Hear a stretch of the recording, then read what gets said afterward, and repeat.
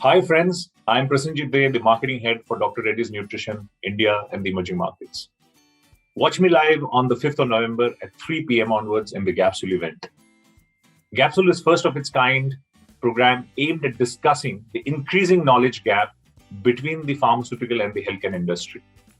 Ever since the first interaction, which happened between the pharmaceutical sales professional and the healthcare professional, the pharmaceutical industry has emerged as a big catalyst in providing the right information, sharing knowledge, and facilitating continuous medical education.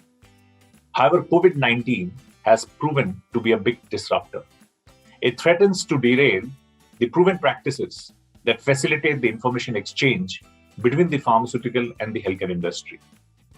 The pharmaceutical marketeers today are at the crossroads where they must protect the established practices and find innovative solutions that can address the challenges posed by the pandemic. That's where I believe the GAPSULE event plays an important role. So meet you on the 5th of November from 3 p.m. to 4 p.m. for the GAPSULE. Thank you so much.